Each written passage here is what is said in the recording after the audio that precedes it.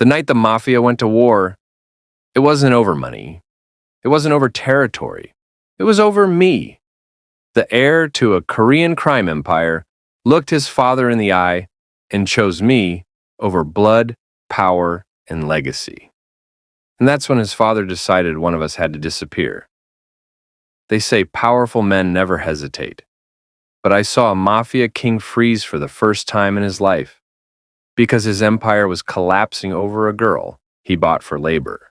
His son chose me. His enemies targeted me. And that night, bullets started flying because I refused to stay property. And they told me I was going to Seoul to work in a restaurant. 3 years, good salary, free accommodation. I would send money home every month. My mother would finally fix the leaking roof. My little brother would go back to school. That's what I believed.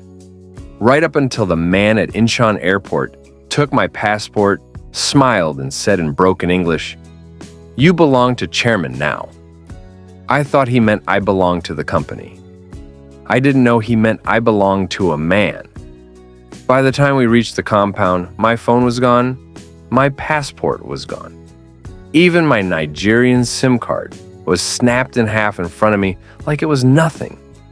The gates opened slowly, tall black metal, cameras in every corner, guards who didn't smile. That was the night my name stopped being mine.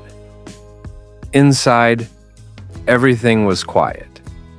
Not peaceful quiet, controlled quiet. And the kind of silence where even the air feels like it's obeying orders.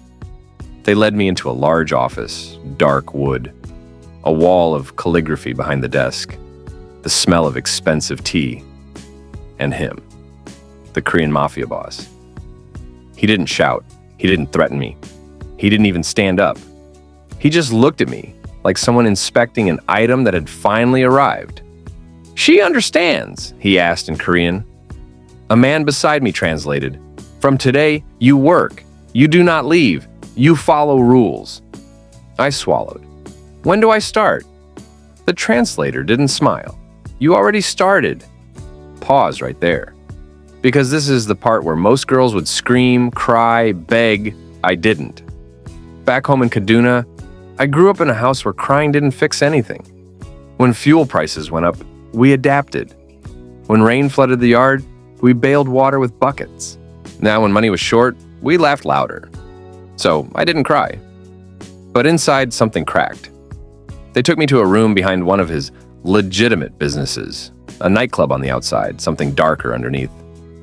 I was assigned to cleaning, inventory sorting, sometimes kitchen prep.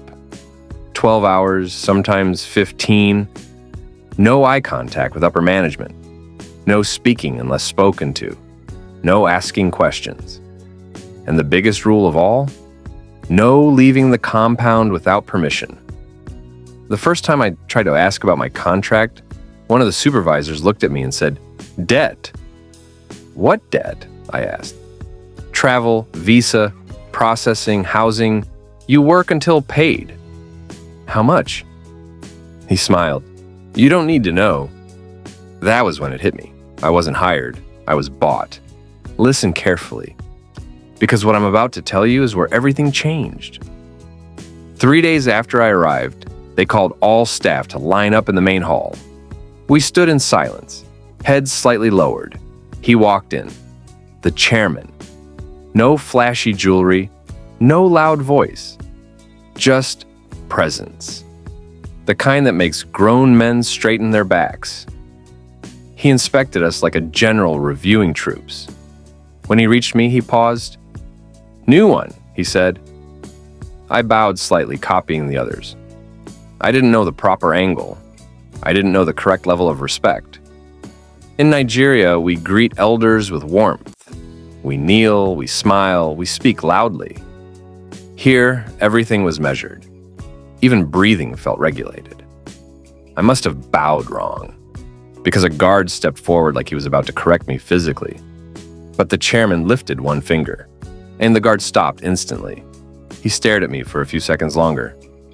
"Change her name," he said calmly. That was it. Just like that.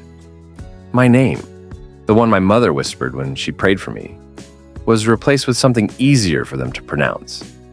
From that day, in that compound, I was no longer myself. I was property with a Korean name, but here's what nobody noticed. Someone else was watching.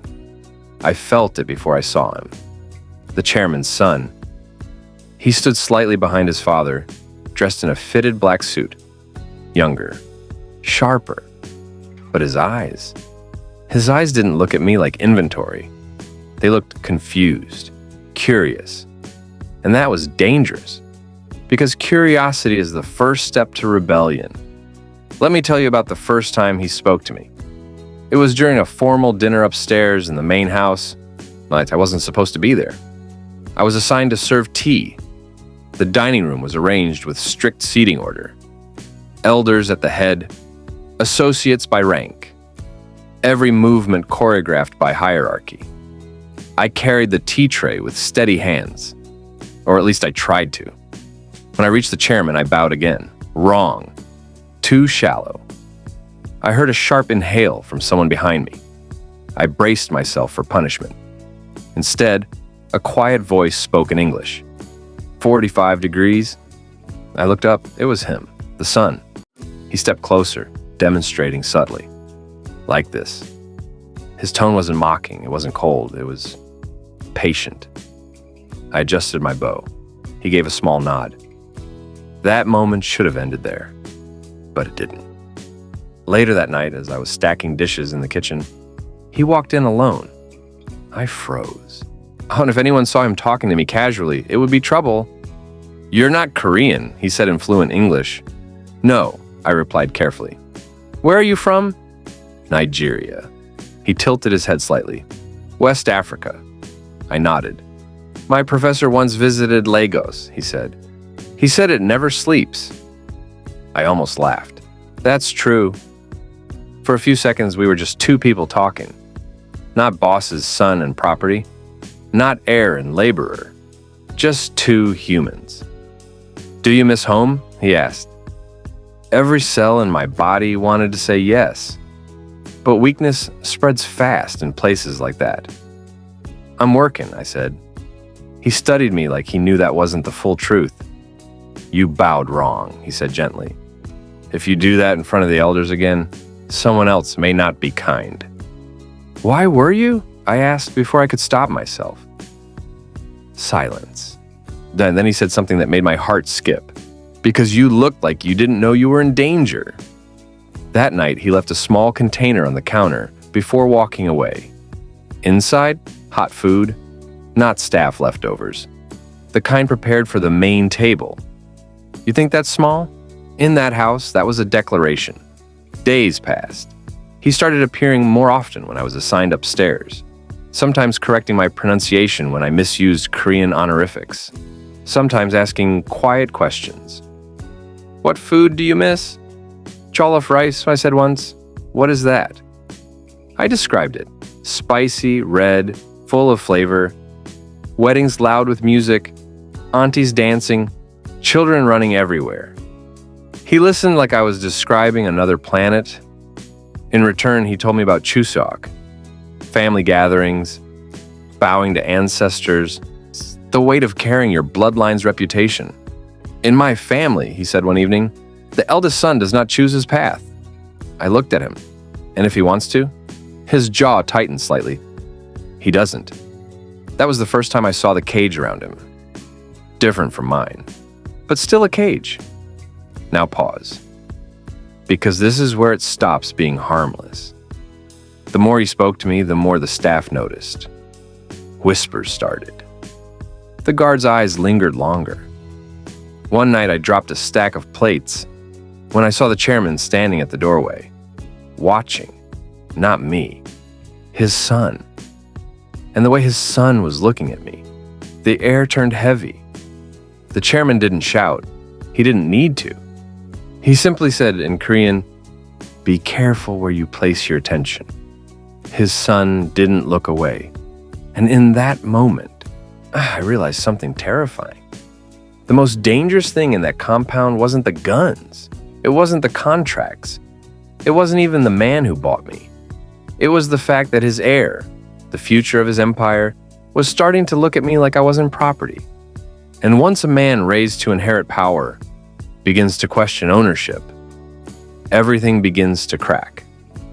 The first time the chairman called me into his private office alone, I knew the whispers had reached him. Nobody gets summoned there unless they're being rewarded or erased. The room felt colder than usual.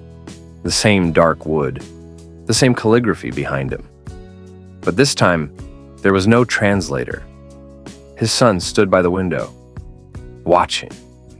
The chairman poured tea slowly like we were discussing business. "You are adjusting," he said in careful English. "Yes, sir." "You work hard." "Yes, sir." He placed the cup down gently. "My son speaks to you too much." There it was. No anger, no raised voice, just a statement. I kept my eyes lowered. "He corrects my Korean, sir." A long pause. "You're here because of debt," he continued. "You signed papers." "I didn't sign anything," I said before thinking. The air shifted instantly. His son moved slightly like he was ready to intervene. The chairman leaned back in his chair. "In my world," he said calmly, "paper is not always necessary." That was when I understood something deeper. To him, ownership wasn't about contracts. It was about control. "You belong to this house," he said. "Do not confuse kindness for freedom." Let that sink in. Because this is where most people would shrink. I didn't. Maybe it was the way my mother raised me. Maybe it was the music of home still playing in my chest. But I looked up.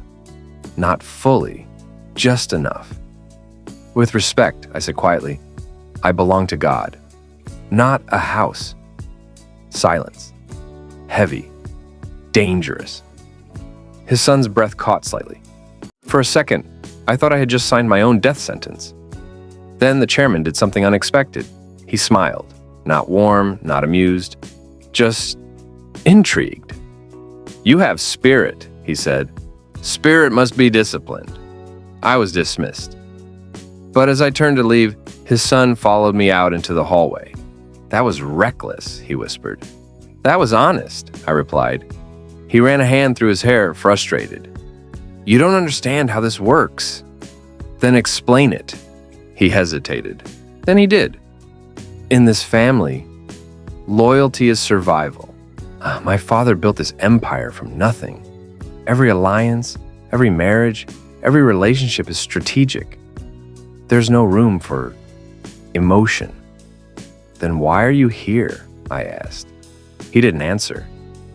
Because we both knew. Hook this moment in your mind. Because what started as curiosity was now defiance. And defiance inside a Mafia dynasty, that's war.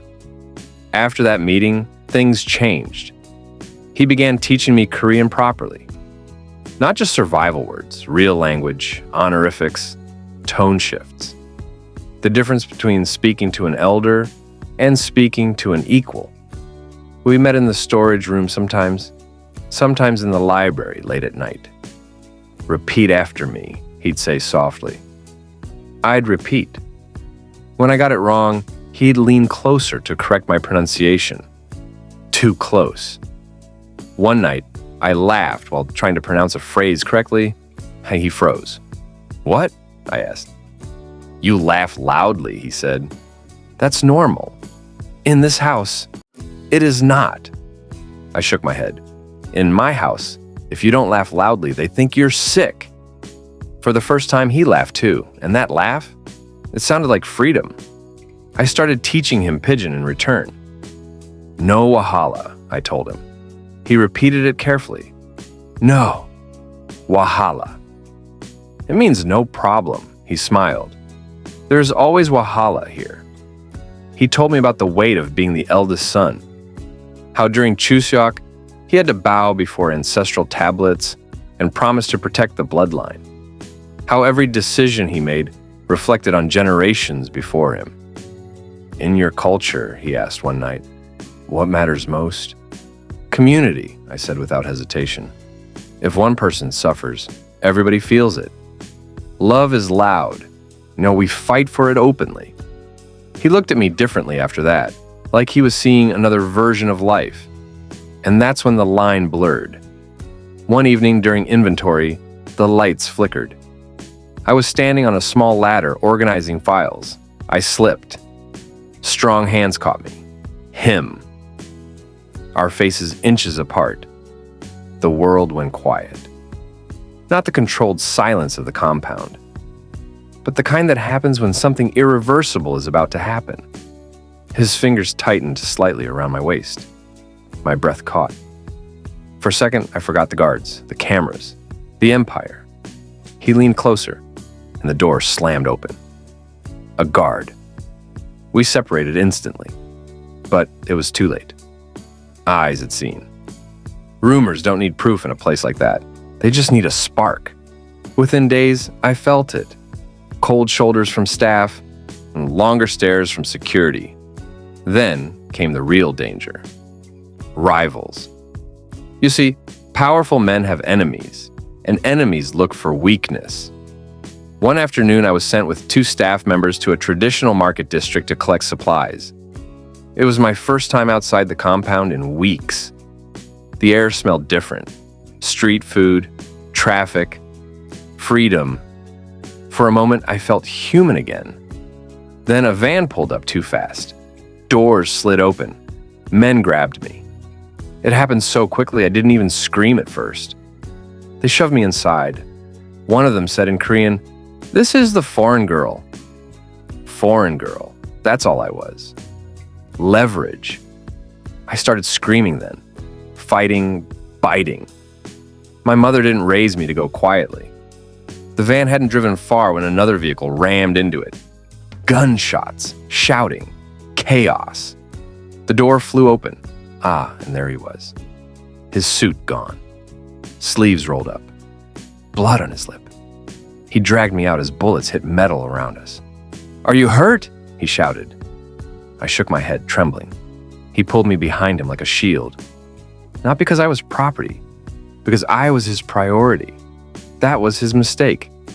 He fought publicly, in daylight, witnesses everywhere. By nightfall, the chairman knew. When we returned, the compound felt like a funeral home. The chairman stood in the courtyard, waiting. His gaze went straight to his son's split knuckles. "You exposed yourself," he said calmly. "They took her," his son replied. "And?" the chairman asked. "And she is under our protection." There was fire in his voice now. The chairman turned to me. "You see," he said softly, "you're becoming expensive. Not emotionally, strategically." So that night I was called in again. "This cannot continue," he said. "You are a liability." The word hit harder than any slap. "I didn't ask to be here," I said quietly. "No," he agreed, "but you are here." He made his decision. I would be transferred. Far away. Different city, different facility. Out of his son's sight. Permanent. When his son found out, he came to me past midnight. "We leave," he said urgently. "What?" "I have documents, money. We can get you on a flight." "And you?" I asked.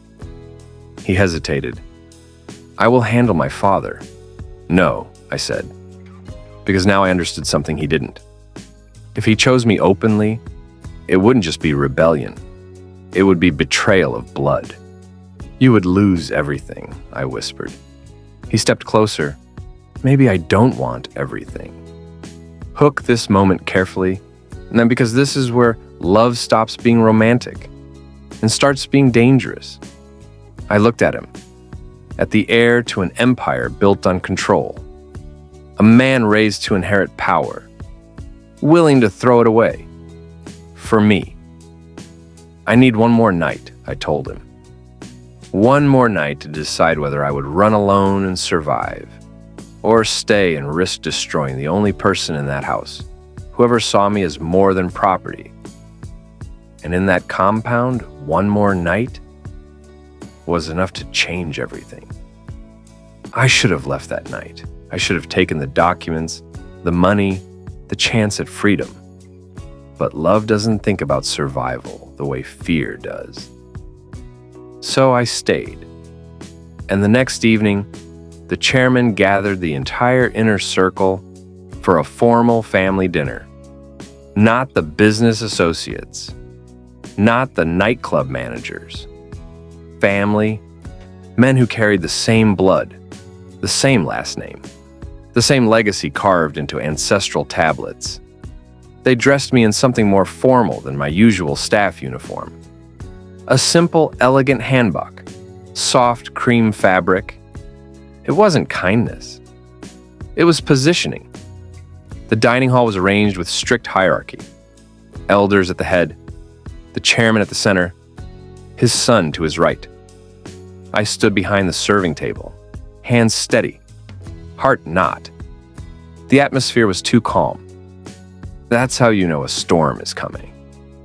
Halfway through the meal, the chairman set down his chopsticks. The room fell silent instantly.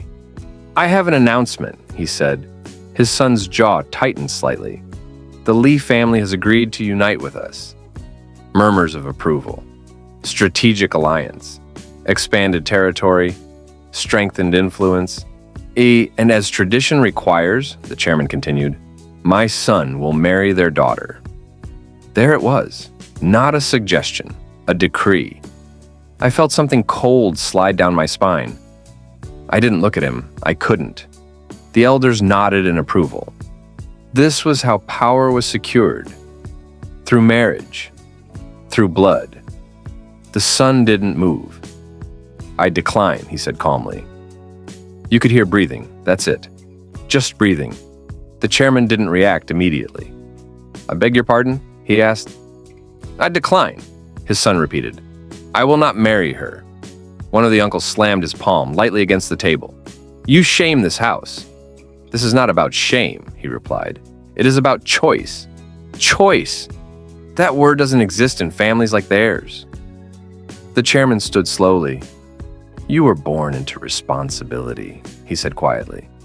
"Not choice. And I have fulfilled every responsibility you gave me," his son answered, "except this one." The tension was suffocating. Then it happened. A sharp sound. The chairman's hand across his son's face. Not wild, not emotional, controlled, but public. The heir had been struck in front of elders. Power reasserted. "You will marry," the chairman said, "or you will step down." The son's cheek was red, but his eyes didn't lower. "I will not." Hook this moment. Because this is where bloodline begins to crack. The dinner ended in silence. I avoided his gaze when we crossed paths in the corridor later. "You can't do this," I whispered. "I already did." "They'll strip you of everything." "Then let them." He reached for my hand. I pulled back. Not because I didn't want him, but because I finally understood the cost. "In my culture," I said softly, "when you love someone, you protect them from harm. I am protecting you." "No," I said, my voice breaking. "You're destroying yourself." He stepped closer. "You are not destruction." But in that house, I was. The next morning, the compound was on edge. Whispers. Closed door meetings. Guards repositioned. Then the attack came. Not subtle, not quiet. Explosions at the outer gate. Gunfire ripping through glass. Rival syndicate. They had been watching, waiting for internal weakness. And now they struck. Chaos swallowed the courtyard. Staff ran. Guards returned fire. I was in the lower warehouse when it started. The lights flickered. Shouting echoed through the halls. Before I could react, 2 masked men burst in. They grabbed me, again. It's history repeating itself. But this time, it wasn't quick. They dragged me deeper into the storage area, pressing a gun against my side. "Tell your chairman," one of them sneered in Korean, "his weakness belongs to us now." Weakness. That word again. They weren't wrong. Footsteps pounded above. Gunshots closer. Then a familiar voice shouted my name. Not the Korean name they gave me. My real name. He had learned it secretly weeks ago, and he used it now. He found us in seconds, fury in his eyes. He didn't hesitate. He lunged, shots fired. One attacker fell, the other fled. I dropped to the floor, shaking. He knelt in front of me, hands on my shoulders. "Are you hurt?" "No," but he was. Blood seeped through his shirt near his ribs. My hands trembled as I pressed against the wound. Why would you do that?" I cried. "Because," he whispered through clenched teeth, "I choose you." Gunfire stopped outside. Heavy footsteps approached. The chairman entered the warehouse. He took in the scene instantly. His wounded son, me on the floor, the fallen attacker. For a moment, just a moment, his mask slipped. Concern flashed across his face. Then, it hardened again. "Get medical," he ordered calmly. Guards rushed in, and as they lifted his son, he grabbed his father's sleeve weakly. "End this," he said. The chairman looked down at him. "You would throw away generations," he replied. "For what?" "For her," his son answered without hesitation. Silence. All eyes turned to the chairman. This was the moment. Empire or blood, reputation or son. He walked toward me slowly. I forced myself to stand, no bow, and no lowering my head. "I never asked to be your weakness," I said. "He studied me. You changed my son." "No," I replied. "I showed him he had a choice. In this world, choice is luxury. In mine," I said, voice steady despite the fear, "it is dignity." The word lingered between us. Dignity. Something even powerful men understand. He looked at his son being carried away, then back at me. "If you stay," he said quietly, "he will burn this empire for you." "And if I leave?" I asked. "He will live." Because this was the real decision. Not love versus fear. Love versus sacrifice. Hours later, after the rivals were crushed and the compound secured, I was called into his office one final time. A single envelope sat on the desk. Inside, passport, new visa, plane ticket. One way. You will leave tonight," he said. "And him? He will inherit." The words felt like a blade. "You are choosing power," I whispered. "No," he corrected calmly. "I am choosing my son's survival." My chest tightened, because deep down, I knew he was right. When I saw him one last time, he was pale but conscious, bandaged, angry. "They can't make you go," he said hoarsely. "They aren't," I replied softly. "I am." He tried to sit up. "I'll come with you." "No." His eyes searched mine desperately. "This house will swallow you if you leave," he said, "and it will destroy you if I stay." Tears blurred my vision. "In your culture," I whispered, "you protect your bloodline." He nodded slowly. "In mine, we protect the ones we love. Even if it means walking away." His hand tightened around mine. "I choose you," he said again. "And I choose your life," I answered. That was the last time I saw him. The gates opened once more, but this time, I wasn't being brought in. I was being released. As the car drove away, I didn't look back, because if I did, I might have run back to him. Somewhere in Seoul, a dynasty continued. He became what he was born to be. And somewhere in Nigeria, a woman returned home with scars no one could see. I was sold for labor, turned into leverage, called a weakness. But in the end, I became the one thing powerful men fear most, a choice they couldn't control. Before you judge him, or me, answer this honestly. If you were forced to choose between the person you love and the family that built you, what would you sacrifice? Because not everyone in this story walked away alive inside. Drop your answer in the comments. Would you choose love or legacy? And if you want more stories where power, culture, and forbidden love collide in ways that hurt this deep, subscribe now. The next one, it's even more dangerous.